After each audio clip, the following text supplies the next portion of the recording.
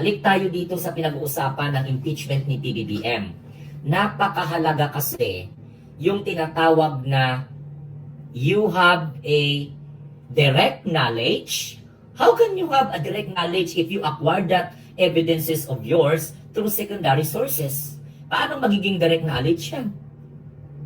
Aba, diba? Simple lang ang ano dyan. Paano nila sasabihin na may direct knowledge yung complainant?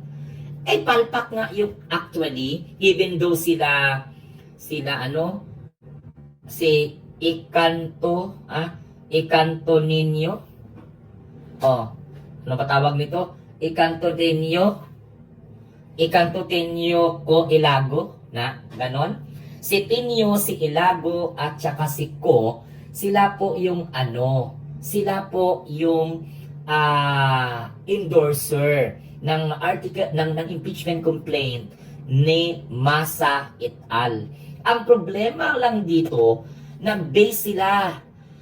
Kung alam pala nila na mayroon pala mga ebidensya, bakit hindi nila yan pinrepair? Sige nga, hindi mo pwedeng sabihin na pinirmahan ng presidente, hindi mo pwedeng i-apply yung principles of tinatawag na accountability doon. Kasi unang-una, kung magiging ganun ang sasabihin ng iba, hindi kasi presidente siya, impeachable offense siya. Hindi presidente, hindi nga kasali ang presidente sa bidding. Bakit sabihin nila nagkaroon ng kickback? O hindi na mention ang pangalan ni PBBM, paano nag-kickback? Hinatid ba talaga sa kanya? Nakapirma ba siya? May tao ba nga naka-accept ba siya ng pera? Hindi pwede yun. Kaya nga sasabihin ng iba, ay hindi. Si PBBM talaga ang mastermind. Gago ang magsabi ng gano'n na si PBBM ang mastermind. Ha? Hindi pwede yun. Nang sabihin mo na porket presidente siya, kung gano'n lang naman pala, dapat wala na siyang vice, wala na siyang secretary. O, gano'n ang mangyayari dun. Halimbawa, pwede mo i-contest yun. So, doon pa lang, paano mo nasabi na si presidente? Sinong nagsabi niyan? Ikaw bang nagdala ng pera? O, yung nagdala ba ng pera kay PBBM na nakakuha ng kickback? Sabi ng iba, through executive secretary. Executive secretary man yun, hindi man yun si PBBM. Ano ang direct knowledge dyan? Dapat kasi kailangan klaro, Sabi nila Ila Dilima, hindi, dapat to kasi mayroon talagang substance, kasi may recital of, oo nga, alam mo sa totoo lang, doon po sa, tapos ano pa to, yung mga PBBM formula, hindi man pwede yun, na gano'n ang gagamitin mo. At saka wala pong ruling since 1989 na unconstitutional ang unprogram allocation. Ginagago, alam niyo sa totoo lang, kung itong mga makakakaliwa na mga congressman na ito, akala mo, Ginoo ko, dapat pinag-isipan ninyo ng mabuti. Yung hindi na ba hindi na, nag-complain kayo 4 pages, 9 pages, ang ina naman klase yan na, dapat kasi, kay alam ninyo, hindi kayo mag-prepare ng mga ganun, with all the evidences. Dapat ang exhibit ninyo, i-present na ninyo yan. Para wala nang kawala ba? Mangumango abi, as in sa tuntuon lang. Kaya nga siyempre normal lang talaga yan, i-deklara talaga yan na insufficient in substance. Kasi, simple lang ng insufficient of substance, ano ang requirements? Documentary evidence, wala gani, may mga annexes, pero wala man. Hindi mo gani alam kung sino yung mga mga complainant.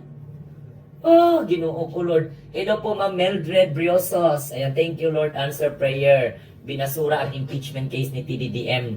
Yan, let us continue praying na hindi po siya ma-reverse sa House of Representatives. Alam mo, sa totoo lang, kanina, nanonood lang ako. Okay, alam mo, normal lang talaga yung determination of sufficiency in form and sufficiency in substance. Preliminary Pero mapakahalaga. Sabihin ng iba, hindi nandiyon, may akusado, blah, blah, blah, blah, blah. Ang accuser ba? Ang complainant ba? May direct knowledge? May direct knowledge ba? Eh, ang ginamit nila na reference, balita, bla bla bla. Sus, ginoo ko, they cited the violation of the provision of the 1987 Constitution. Wala nga silang mga with regards to the ruling of the Commission on Audit. Hindi po illegal ang pag-transfer ng, hindi man impeachable offense yun. Oh, sabi ng iba, si Presidente ang nagbigay ng ng pondo. Who approved that? Sige nga, when you question the authority of the President, lines accountability na siya yung nagpirma ng budget, that's not an impeachable offense. Why? Because that sign, GAA, was transmitted by CAM. Who prepared? House of Representatives and the Senate. Di ba? So, paano mo kasuhan ng betrayal of public trust? How can a president commit culpable violation of Constitution when the budget prepared by the BICAM, prepared by the House, for the President signing? Oh, paano nila sabihin na nag-insert ni Saldico dito? Eh, aminado naman ang mga congressman na nandito lang si Saldico, pinanumpaan niya ang pinakamabigat. Kasi ganito yan. Pag mag-file ka kasi ng impeachment complaint, kahit isa lang pasok doon sa article of impeachment, pwede pong ilitisin yun. Eh, si aminado naman ang membro ng Committee on Justice na mabigat ang paratang kung andyan lang si Saldico doon sa inutusan ng presidente na mag-insert ng 100 billion. Eh, paano po tanggapin ng Committee on Justice yung sinabing ni Saldico na inutusan siya? Saan yung pinanumpaan niya? So, ibig sabihin, pag tinanggap kasi yun, kahit ako, pwede ako mag-testify, kahit magawa lang ako ng video. So, pwede na palang admissible na pala sa korte, even though without. Diba? Hindi na panumpaan. Diba? So, yung mga ganyan kasi, mga kababayan, mga kamunting tinig, dapat, let us be widen our horizon, no? Kasi alam mo, yung nangyari sa loob ng 2 araw, determination of the sufficiency in form and substance, that is what we call a requirement, no? The requirement of sufficiency in form and substance is very critical. Mandatory, gaya ng sinabi ko nung nakarang araw, mandatory and at the same time procedural safeguard in impeachment proceeding, na kung saan binalangkas po yan para maiwasan ang maling paggamit ng proseso, okay?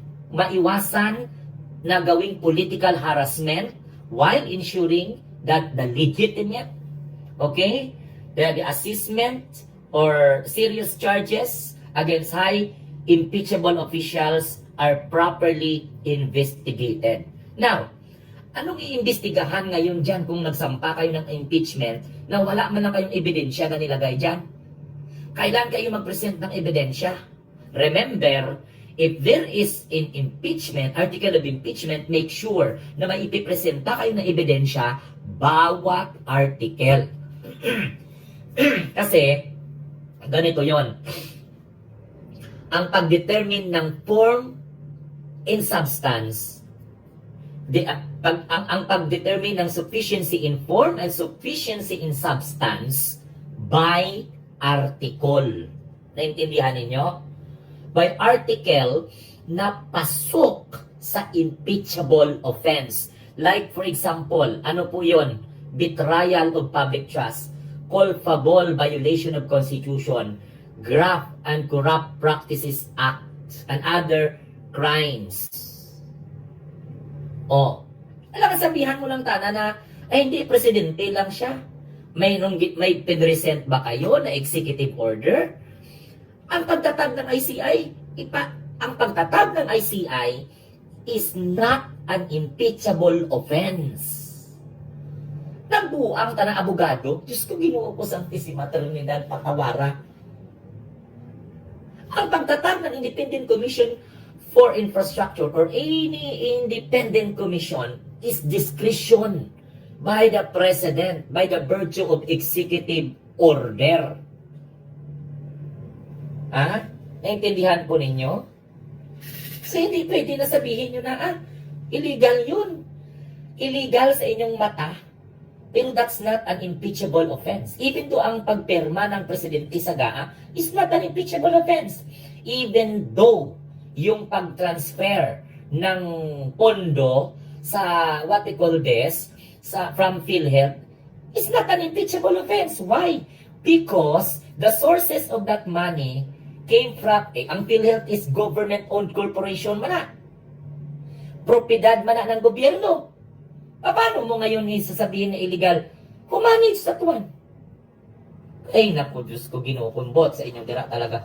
Kaya nga, alam mo, sa totoo lang, natatawa talaga ako. But always remember, class, always remember that the requirement of sufficiency in form and substance is a critical, mandatory, and at the same time, procedural safeguard in impeachment proceeding. Yan talaga'y binalangkas to prevent the misuse of the process for political harassment or of the process for political harassment, legitimate harassment, while ensuring the ranking officials are properly investigated. Pegador, wala kang kawa